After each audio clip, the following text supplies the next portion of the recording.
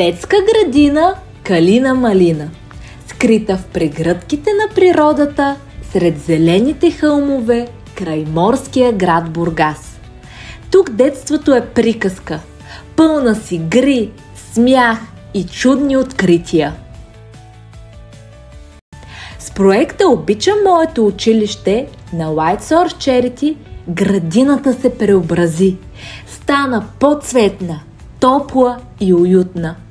Истински дом за над 100 щастливи деца на възраст от 3 до 7 години. Проектът дари нов облик на всяка стая, с интериорен дизайн, обучение на учителите и фототапети, вдъхновени от имената на групите. Обединени чрез доброволчеството, изграждаме не само красота, а бъдеще. А чрез благотворителност учим най-малките, че когато дават от сърце, могат да променят света. И в двора на градината всяко дръвче започва с едно дете и расте заедно с него. Детска градина Калина Малина е мястото, където мечтите растат и се сбъдват. Радвам се, че бяхме част от екипа, който създадохме проект "Обичам моето училище". Работата по този проект нас сплоти и създадохме една много прекрасна атмосфера в детската градина, в която децата да се чувстват щастливи, усмихнати и позитивни. Менеджер съм по проекта "Обичам моята детска градина". Щастлива съм, че заедно с White Source, родители и екипа на градината реализирахме този прекрасен проект. Средата ни е нова, обновена, цветна, за радост на нашите деца. С голяма радост и вълнение се включихме в проекта на White Source "Обичам моята детска градина".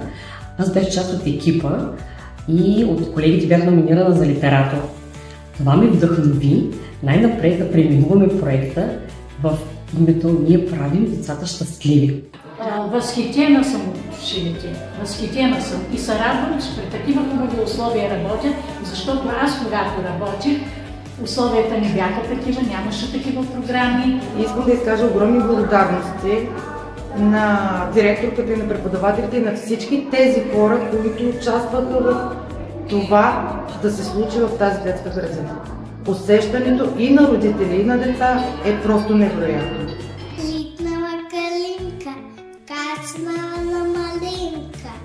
Това е първата детска градина на територията на град Бургас, в която е реализиран този проект, и виждам какво удоволствие, каква наслада доставя той на децата и не само, и на всички ние, които идваме, и на родители, и на преподаватели, защото е много пъстро, много шарено, много цветно и това създава едно голямо настроение за всички нас.